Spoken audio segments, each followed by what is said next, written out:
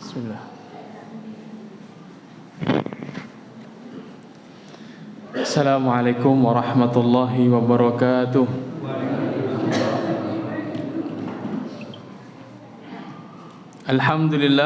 Alhamdulillahi nahmaduhu wa nasta'inuhu wa nastaghfiruh wa na'udzu billahi min shururi anfusina wa min sayyiati a'malina may yahdihillahu fala mudilla lahu wa may yudlilhu fala hadiya lahu. Ashhadu an la ilaha illallah wahdahu la syarika lahu wa ashhadu anna Muhammadan abduhu wa rasuluhu la nabiyya wa rasulahu ba'dah. Qala Allah ta'ala fi kitabihil karim, a'udzu billahi minasy syaithanir rajim. Ya ayyuhalladzina amanu ittaqullaha haqqa tuqatih wa la tamutunna illa wa antum muslimun. Alhamdulillah, Bapak Ibu jamaah rahimani wa rahimakumullah. Jazakallah. Monggo sepindah kita tansah muji syukur dumateng Allah ingkang pinaring kathah kanikmatan. Shalawat lan salam mugi tercurah dumateng Nabi kita, junjungan kita, Nabi besar Muhammad sallallahu alaihi wasallam. Salajengipun kula nyuwun pangapunten dewa mboten saged maghrib sesarengan amargi ibu kula rawuh wonten griya Sukoharjo, dados kedah ngrencangi rumiyin, dados telat ketingale mboten nyandak menawi maghrib teng mriki, kula mampir teng masjid ngajeng DKR menika nggih. Alhamdulillah ala kulli hal kita saged sarengan kempal manunggal wonten Masjid Sholihin punika kagem nglaksanakaken sepindah kewajiban kita selaku seorang mukmin nggih menika salat maghrib lan isya mangke berjamaah. Lan walhamdulillah kita saged lajengaken salat punika dipun lajengaken thalabul ilmi, majelis ilmi, majelis ingkang dipun banggaaken Nabi Muhammad sallallahu alaihi wasallam, majelis ingkang napa niku dipun sebat kalih Rasulullah sebagai raudhah min riyadil jannah, taman dari taman-taman surga. Karena memang majelis ilmi ini insyaallah tadzkiratan lana, sebagai pengingat bagi kita bahwa kita ini hidup di dunia hanya sementara, bahwa kita harus memperbanyak bekal kita untuk berjumpa nanti dengan Allah Subhanahu wa taala. Barakallahu fikum Bapak Ibu jamaah rahimani wa rahimakumullah. Kemudian kita akan kembali mengkaji tafsir masih menggunakan tafsir Taysirul Karimir Rahman fi Kalamil Manan ingkang dipun tulis kalih seorang ulama mufassir nggih menika Imam As-Sa'di.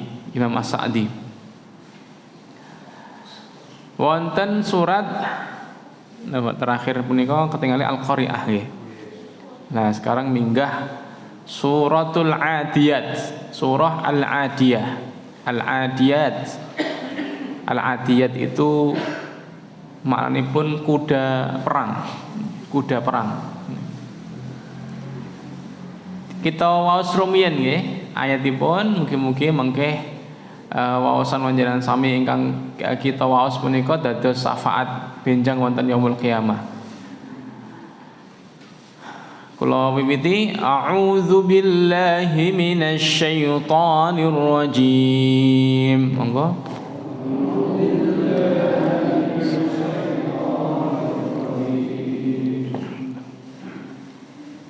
Bismillahirrahmanirrahim.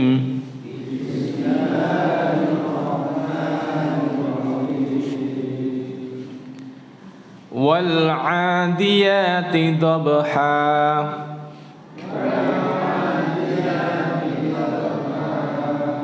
fal muriyati qadha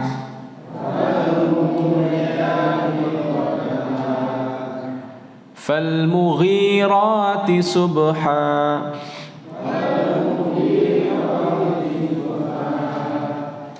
فأثرن به نقعا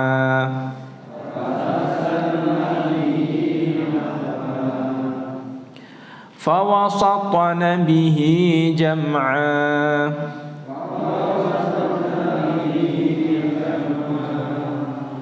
Innal insana li rabbih lakanud.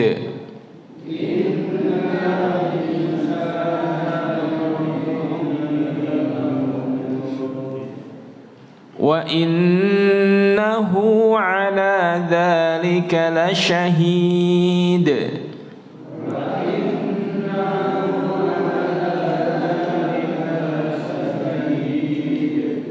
Wa innahu li hubbil khairi lasyadid.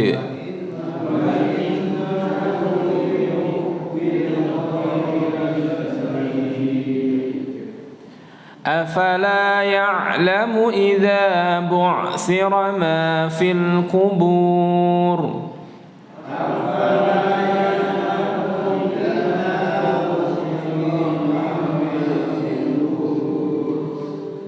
Wa hussila ma fis sudur.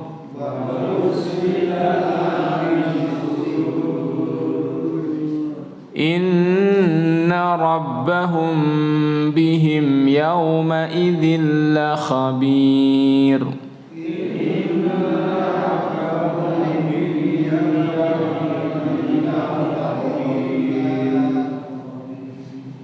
Alhamdulillah, Allahumma arhamna bil Quran.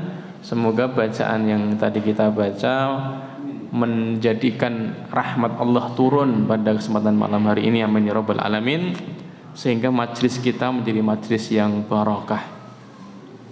Bapak Ibu yang semoga dimuliakan Allah Subhanahu wa taala, kita akan kaji makna dari surah Al-Adiyat ini. Semoga nanti kita bisa mengambil pelajaran, bisa mengambil ibrah, karena fa inna khairal hadithi kitaballah. Sebaik-baik hadis atau sebaik-baik nasihat, ucapan itu adalah nasihat Allah. Nasihat Allah itu Quran. Maka Quran ini nasihat terbaik. Wajib ala kulli muslim, hukumnya wajib setiap orang muslim memahami Al-Quran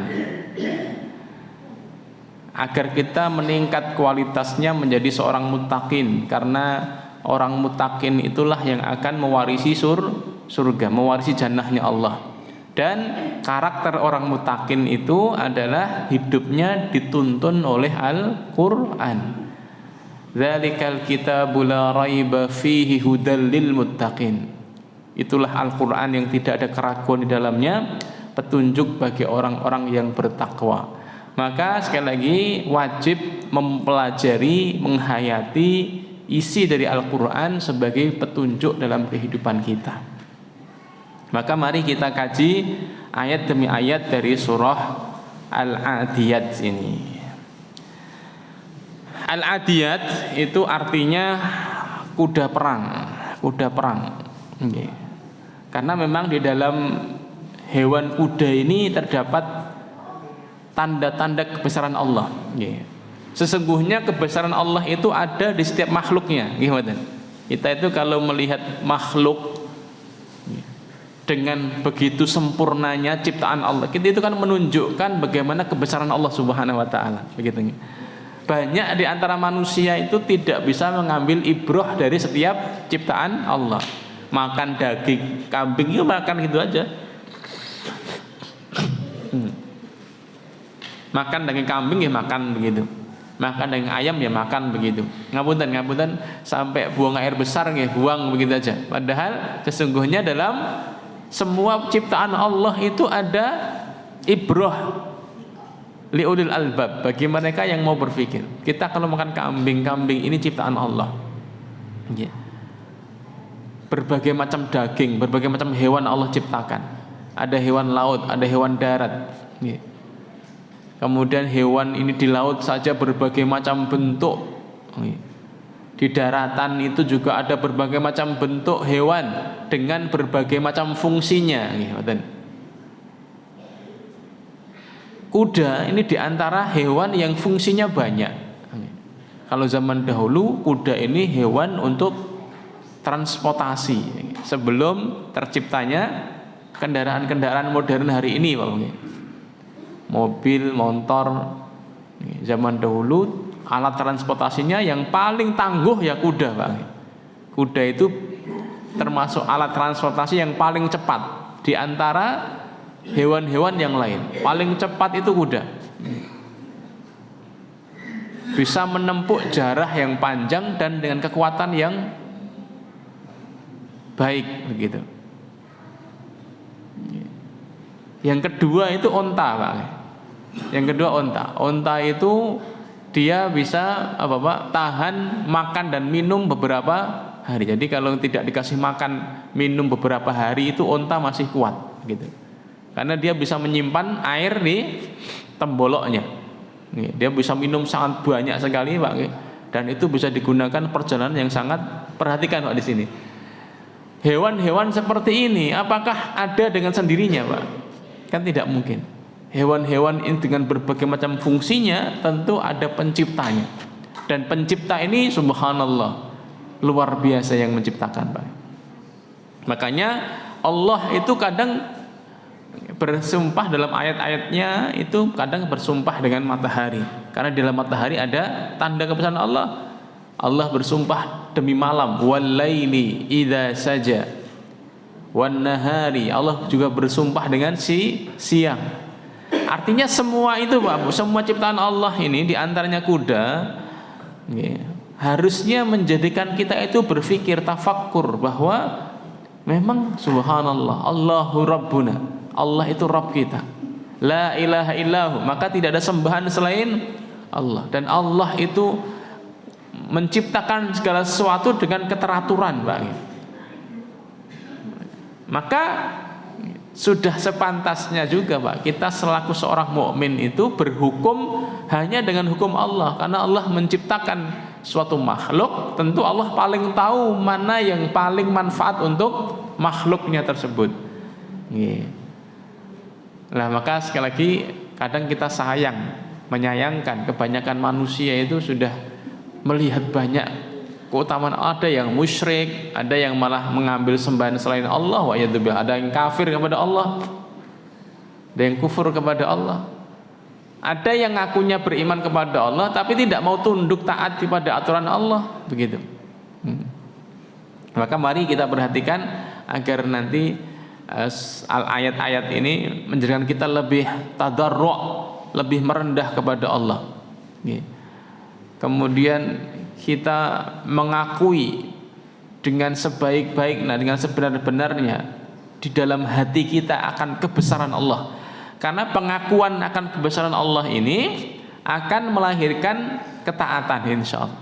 Akan melahirkan. Orang itu kalau sudah tidak takzim kepada Allah itu kayak iblis, akhirnya dia nggak mau taat kepada Allah. Iblis itu kan berawal dari tidak mau takzim kepada Allah. Ketika Allah perintahkan, wa idz qala rabbuka lil malaikati isjudu li Adam fasajadu illa iblis. Ketika Allah memerintahkan iblis untuk sujud kepada Adam, iblis enggak mau. Wah, ini kan berarti memang tidak mengagungkan Allah. Padahal yang merintah Allah. Dia merasa lebih besar, lebih mulia daripada Adam alaihissalam. Begitu. Nah, makanya hati kita itu harus terus takzim, Pak, kepada Allah, mengagungkan Allah. Makanya dalam sholat itu kita takbir diulang berkali-kali. Allahu Akbar, Allahu Akbar, Allahu Akbar, Allahu Akbar. Allah Maha Besar, Allah Maha Besar. Agar kita ini setiap saat terus mengagungkan Allah. Dan kalau bisa setiap kita beraktivitas, ya kita lihat apapun itu Allah yang Maha Besar, Pak. Begitu, Pak. Bapak Ibu yang dimuliakan Allah Subhanahu wa taala. Kemudian ayat yang pertama, setelah bismillahirrahmanirrahim kita menyebut nama Allah yang Maha Pengasih lagi Maha Penyayang. Allah berfirman, wal 'adiyati dhabha. Allah berfirman, Allah bersumpah demi al-'adiyat, kuda perang, dhabha yang berlari kencang terengah-engah. Kuda saja, kuda secara umum itu sudah mengagumkan karena hewan yang paling kuat untuk urusan transportasi, larinya cepat. Terlebih kuda perang, Bang. Kalau kuda perang ini kuda lebih spesial, Pak. Bukan hanya kuda sembarangan. Bukan kayak kuda bendi, Pak. Ada kuda dokar, Pak.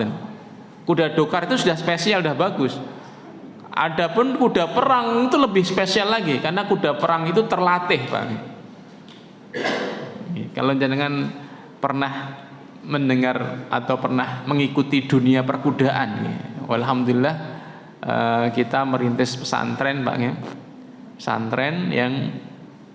Pesantren ini diantara kurikulumnya adalah furusiyah, mengajari sunnah memanah dan berkuda. Karena ternyata memanah dan berkuda itu ternyata termasuk sunnah Nabi Muhammad SAW. Bahkan kuda ini disebut oleh Allah dalam banyak ayat-ayatnya. Di antara surat ini, surat Al-Adiyat, ada lagi firman Allah, wa'iddu lahum mastata'tum min quwwah wa min ribatil khail, dan persiapkanlah untuk menghadapi musuh-musuhmu, menghadapi mereka musuh-musuh Islam, kekuatan. Di antara yang dimaksud dengan al-quwwah di sini adalah fa innal quwwata ramyu, kata Rasulullah. Kekuatan itu adalah dengan memanah. Kekuatan itu dengan memanah atau melempar. Nah, ini menunjukkan bahwa sesungguhnya umat Islam itu disunnahkan untuk olahraga, dan olahraga yang paling dianjurkan Rasulullah adalah memanah. Kata Rasulullah SAW, fa inna alaikum birrami fa inna khairal la'ibikum. Hendaklah kalian memanah, karena memanah adalah sebaik-baik permainan kalian.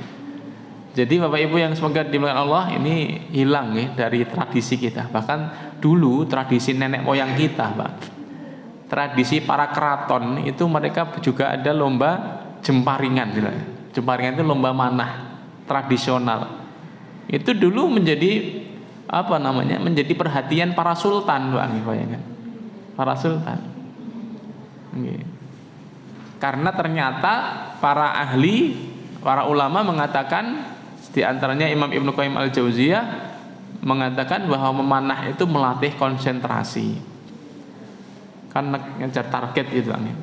Yang kedua, melatih kekuatan tangan. Kemudian kesabaran. Alah Mas, manah marai opo? Boleh duit yang angel, manah barang ora sempet ya. Kita itu memang hari ini disibukkan dengan golek duit, Pak. Ya nggak apa-apa, itu ibadah juga, Pak. Ya dolanan kok ora duwe gawean duwe manah barang gitu, Pak. Nah, ini masalahnya berbeda orientasinya. Kalau kita niatkan untuk beribadah kepada Allah, ittiba bi sunnah Nabi, nah itu juga dapat pahala. Jadi ibadah itu bukan hanya sholat, Pak. Ibadah bukan hanya siam, ibadah bukan hanya sedekah. Ibadah itu bentuknya macam-macam. Di antaranya ihya'us sunnah. Ihya'us sunnah permainan yang paling bagus. Lah kalau kita sebut permainan, Pak, Bu, permainan itu bermain. Anak-anak kita kan karena tidak dilatih dengan permainan yang menguatkan fisik dan mental mereka, akhirnya main-main mereka ngentek ke waktunya di HP, Pak, di HP. Karena bagi mereka nggak ada permainan yang asik. Kalau kita dulu zaman-zaman, kalau kita kan melewati zaman kolonial dan milenial, Pak. Ada dua zaman. Anak-anak sekarang itu katanya zaman milenial, Pak. Zaman milenial itu orang ngerti nekeran, Pak. Adik-adik ini kan ngerti nekeran nih. Dek, ngerti nekeran ora? Nekeran ngerti ora nekeran? Tahu dolan neker ora? Tahu dolan neker ora? Tahu?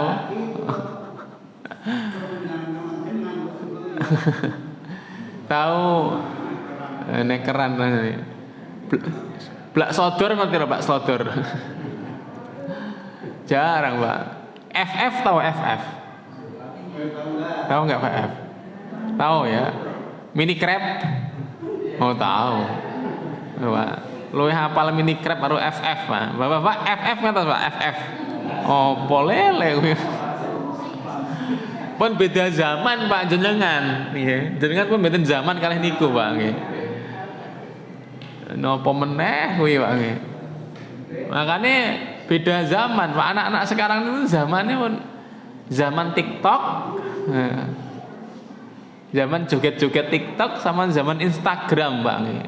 Sudah tanya anak kecil SD sudah tanya follower. Kamu followernya berapa Pak? Kamu berapa followernya? Follower ngentos Mbah. Apa meneh kuwi Pak nggih. Ini pun benten zaman Pak. Zamannya anak niku pun HP. Dia bisa seharian 24 jam itu tenang di dalam kamar Pak. Dengan kotak yang disebut orang mengatakannya smart friend. Smartphone pun yang membuat pintar Pak. Tapi realitanya stupid pun. Kalau tidak bisa menggunakan dengan baik, anak-anak ora iso apa-apa Pak. Iso mung FF karo game niku ditangane ora mudeng karena cara penggunaannya yang salah. HP ini kayak pisau Pak, bermata dua. Pisau itu iso nggo apa Pak? Ngiris brambang, nggo masak, tinggi nyembelih binatang untuk kita makan, manfaat. Tapi pisau itu bisa untuk bunuh orang. Tapi pisau itu kan tinggal siapa yang make. Kalau yang make orang dewasa, akil, ngerti caranya, manfaat. Tapi kalau pisau ini dipegang sama anak usia balita, itu bahaya, bisa membahayakan dirinya, membahayakan orang, karena nggak bisa cara makainya. Sama dengan HP ini Pak. HP ini sebenarnya anak-anak kita itu kan belum saatnya sebenarnya mereka megang HP Pak. Tapi hari ini semuanya pada megang HP. Bahkan kalau nggak pegang HP itu orang tuanya malu Pak. Isin, anakku ndak ra kaya kancane Pak. Padahal niku anak kita rusak dengan HP tadi Pak. Akhirnya dia tidak, harusnya HP itu untuk belajar, untuk cari googling, tanya YouTube tentang masalah ilmu, tanya Mbah Google masalah ilmu pengetahuan, tapi tidak pernah itu ditanya Mbah Google-nya sampai bingung. Iki kok aku kira tahu ditakoni gitu Pak. Begitu. Nah, Bapak Ibu yang semoga di Allah Subhanahu wa taala, kembali bahwa kalau anak-anak kita Pak, kita ajari memanah dan berkuda. Banyak ya anak-anak yang itu HP itu nggak seneng Pak. Ada seorang yang sudah suka memanah dan berkuda, itu senengnya tuh nyekel jaran kalau nyekel panah gitu. Jadi dia artinya dia disibukkan dengan permainan luar. Itu lebih bagus Pak. Jadi kalau jenengan gak ada putra malah seneng dolanan ndobo, dolanan apa nggih? Playon gitu nggih. Niku malah bagus. Sehat insyaallah. Playon, dolanan napa niku nekeran gitu nggih. Niku bak sodor gitu nggih. Niku malah sehat insyaallah. Sehat akalnya, sehat jasmaninya. Ya, tapi kalau anak jenengan 24 jam neng kamar atau metu nggih. Nanti putih awake, ginuk-ginuk nggih, mangan turu HP, mangan turu HP itu nggih. Nanti awake ginuk-ginuk putih nih kok. Aku ndelok anak anu malah medeni Pak nggih. Kuwi didemokne deng niku ambruk Pak nggih. Karena ora nek kekuatane Pak nggih. Ditarik HP-nya, dia langsung stres Pak urip Pak niku. Ada anak itu ketika dia nyekel HP, kita ambil HP-nya langsung stres hidupnya. Dia nangis, bahkan bisa bunuh diri anak tersebut Pak. Ini kalau sudah gatok sama HP itu kayak gitu Pak. Nah, maka Bapak Ibu yang semoga di Allah hati-hati kalau punya anak-anak ini ya bias sekali-kali dipinjemi boleh. Anak saya juga seneng nyekel HP Pak.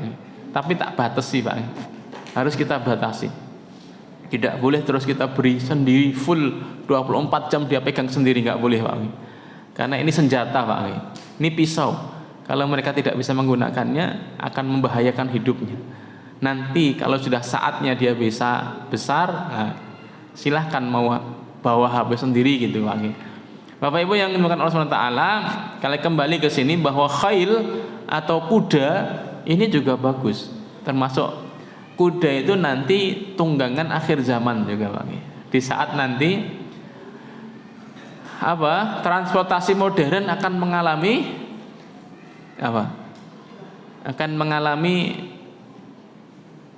gangguan. Nanti ada dalilnya bahwa Rasulullah pernah bersabda, nanti di akhir zaman kalian akan kembali kepada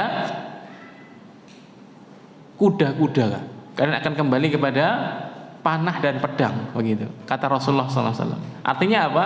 Teknologi yang berkembang hari ini suatu saat akan ada waktunya dan akan kembali kepada zaman dahulu. Dan hari ini memang luar biasa Pak, bensin aja semakin hari ini di Eropa sudah mulai krisis bahan bakar. Bayangkan keruk setiap hari itu berapa billion.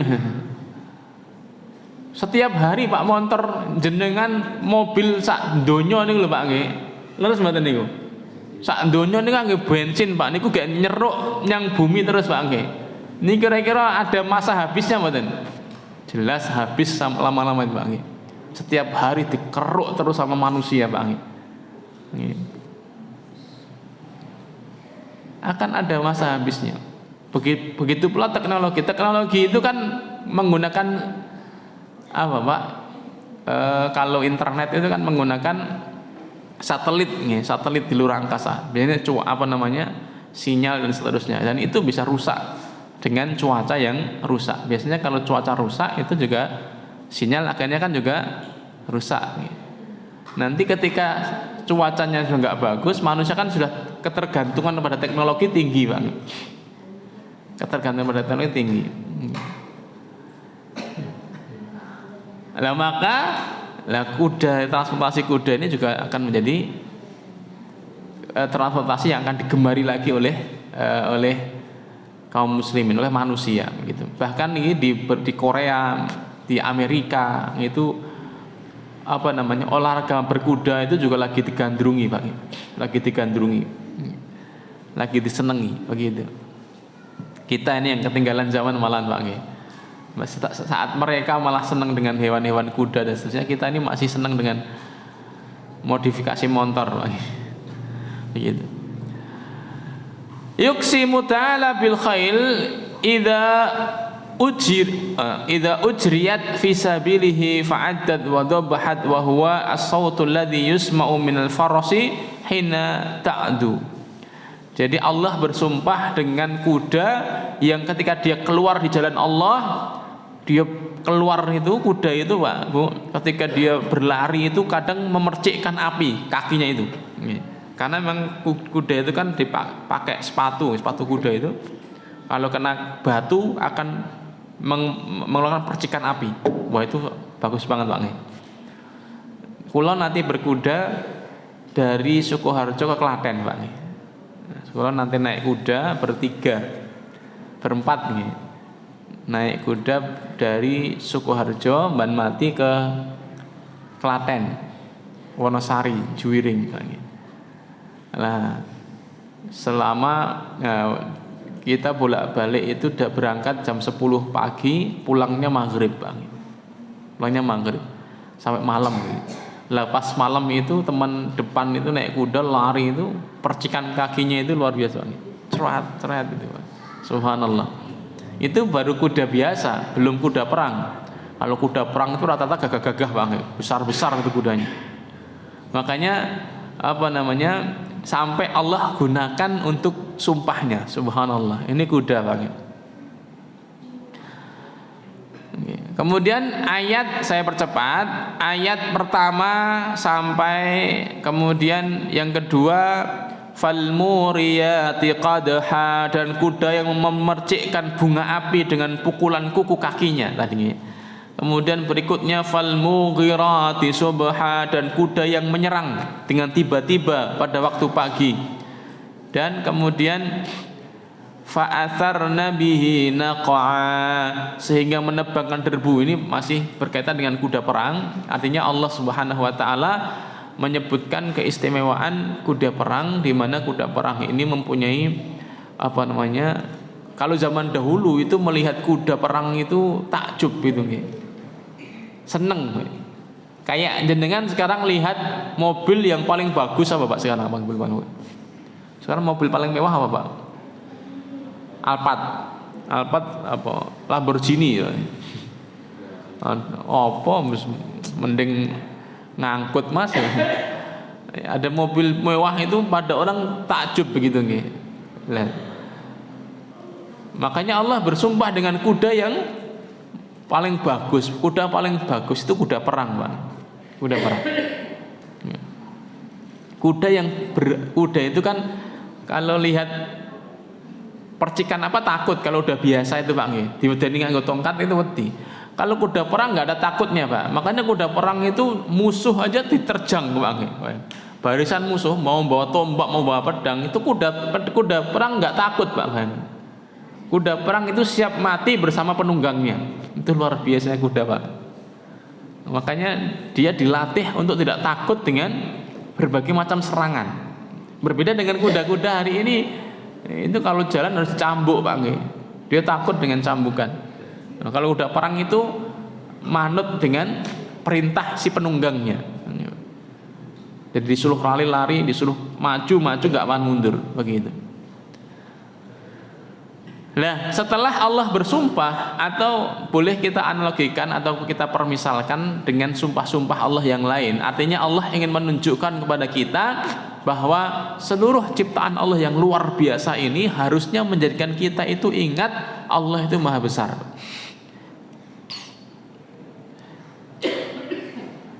Setelah Allah bersumpah, maka kemudian Allah mengingatkan kita. Dalam ayat yang ke-6 Allah berfirman, Innal insana lirabbihi lakanud. Sesungguhnya manusia itu sangat ingkar. Lihat Allah bersumpah. Setelah Allah bersumpah dengan makhluk ciptaannya berupa kuda, Allah ingin mengatakan al-muqassam wal muqassam alaih, atau yang setelah Allah bersumpah itu Allah ingin menunjukkan Innal insana lirabbih lakanud. Sungguh manusia itu sangat ingkar, tidak bersyukur kepada Tuhannya, gitu. Illa man rahimar rabb.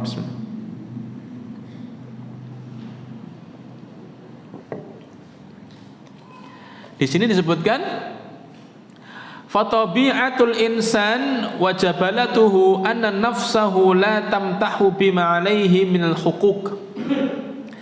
Maka tabiat manusia, di antara tabiat kebanyakan manusia itu adalah apa? La tasmahu biha alaihi minal huquq fatuaddiha kamilah mawfirah bal tabiatuha al-kasal wal man'u lima alaihi minal huquq. Mereka tidak memenuhi hak-hak Allah Subhanahu wa taala. Sudah Allah beri banyak nikmat, malah mereka ingkar kepada Allah. Dan tabiat manusia itu al-kaslu, malas. Ya, kita ini memang punya tabiat malas Pak, dan ingkar, suka ingkar.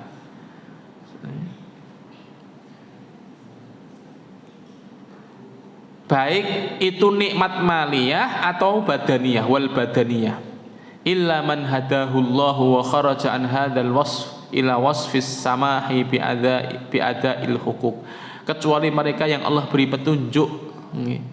Semoga kita yang termasuk dapat petunjuk. Kalau kita lihat Pak, banyak manusia kan gitu. Lihat Pak, mereka diberi banyak rezeki sama Allah. Maghrib aja tadi siapa Pak yang datang? Alhamdulillah panjenengan. Mereka untuk berterima kasih kepada Allah hadir sholat maghrib itulah coba. Saya tadi lewat di jalan itu, padahal saya terburu-buru Bang, untuk biar dapat maghrib berjamaah begitu. Lihat orang di jalan-jalan yang saya sengal karo. Udut ngobrol. Wes adzan padahal kita udah terburu-buru ndak ora oleh jamaah Pak nggih. Ndang ora oleh jamaah kok piye.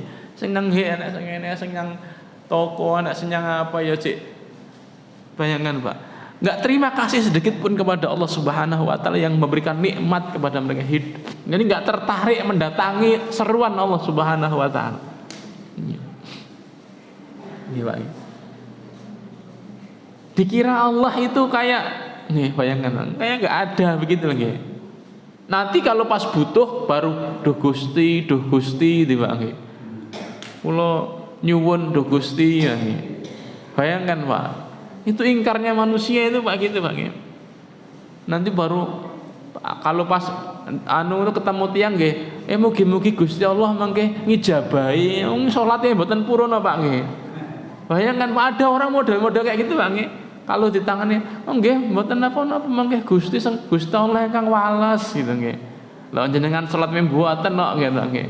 Azan buku mandang niku mboten digagas belas, syariat Allah tidak dipedulikan sama sekali Pak. Niku terus berbicara masalah Gusti. Allah niku punya syariat. Ketika Allah panggil nggak dipedulikan sama sekali Bang. Maka tabiatnya itu manusia begitu.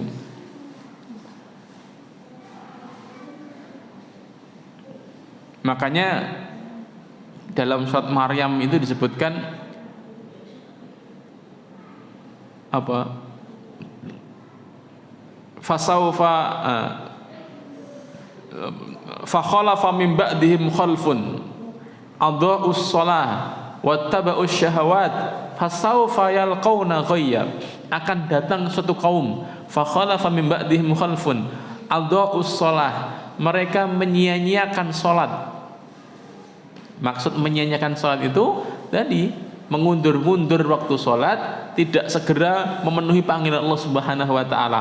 Fasaufa yalqauna ghayya, maka mereka akan dilemparkan ke dalam kehinaan, kesia-siaan hidupnya itu. Bayangkan. Nah, makanya Bapak Ibu yang semoga dimaksud Allah Ta'ala, ini biasanya manusia diberi maliyah sama Allah, rizkinya lancar sama Allah, badan yang sehat, tidak disyukuri malah mereka ingkar kepada Allah. Wa innahu ala dzalika lasyahid, dan sesungguhnya dia manusia menyaksikan atau mengakui keingkarannya. Bahkan mereka itu sadar kalau mereka itu ingkar, itu sadar lagi. Bayangkan.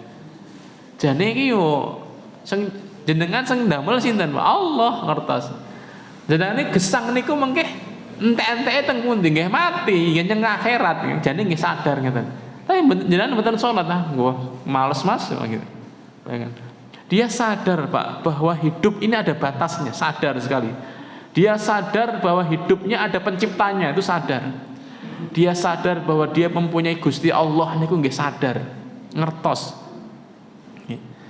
Tetapi mereka tidak mau untuk dekat kepada Allah Subhanahu wa taala. Kan berarti apa Pak? Innahu ala dzalika lasyahid. Sesungguhnya mereka mengakui akan keingkarannya, itu mengakui Pak. Aku ki jane ya ora apik lho nganggo itu Pak. Mengakui sholat di pati bener kok.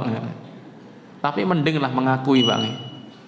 Bangane wis salah ora ngaku Bang. Saya percepat, wa innahu lihubbil khairi lasyadid, dan sesungguhnya cintanya kepada harta benar-benar berlebihan. Allah menunjukkan ya, dan keingkaran manusia itu disebabkan karena cintanya kepada harta, cintanya kepada dunia itu benar-benar berlebihan. Lasyadid, tenanan. Senengnya bondo tenanan Pak Bang ya. Senengnya kepada kehidupan terlalu berlebihan. Makanya kalimat berikutnya, afala ya'lamu idza bu'thira ma fil kubur. Allah ingin menyadarkan manusia, maka tidakkah dia mengetahui apabila apa yang di dalam kubur dikeluarkan. Jadi kalau manusia itu tahu alam kubur itu dibongkar sama Allah, lagi ngerti Pak. Wa hussila ma fis sudur, dan apa yang tersimpan di dalam dada dilahirkan. Artinya apa yang tersembunyi dalam jiwa itu dinampakkan sama Allah. Baik yang khair maupun yang syar, yang baik maupun yang buruk Allah lahirkan. Itu baru sadar manusia itu. Wa hussila ma fis sudur, dan Allah tutup dengan firman-Nya, inna rabbahum bihim yauma idzil khabir. Sungguh Tuhan mereka atau Rabb mereka pada hari itu maha teliti terhadap keadaan mereka. Artinya nanti fi yaumil qiyamah Allah akan teliti menghisap setiap perbuatan kita. Maka yang ingkar-ingkar itu Allah akan teliti dengan ketelitian yang luar biasa, dan nanti akan dibalas sesuai dengan amal perbuatannya. Oleh karena itu kesimpulannya Bapak Ibu jamaah rahimakumullah, mari Pak Bu kita terus mengagungi kebesaran Allah Subhanahu wa taala banyak ciptaan-ciptaan Allah yang harusnya kita kagumi dan kita agungkan Allah. Kemudian setelah itu mari kita, setelah kita mengagumi ciptaan Allah, ya konsekuensinya atau hasilnya, buahnya harusnya kita semakin taat kepada Allah Subhanahu wa taala. Malah jangan ingkar dan hati-hati jangan terlalu mencintai dunia, karena toh dunia juga akan jenengan tinggalkan dan Allah akan meneliti setiap amal perbuatan kita. Oleh karena itu mari kita gunakan kehidupan kita untuk memperbanyak bekal kita berjumpa dengan Allah Subhanahu wa taala. Ada salahnya mohon maaf. Kalau cekapi akhiru da'wana walhamdulillah subhanakallahumma wa bihamdika asyhadu alla ilaha illa anta astaghfiruka wa atubu ilaik. Assalamualaikum warahmatullahi wabarakatuh.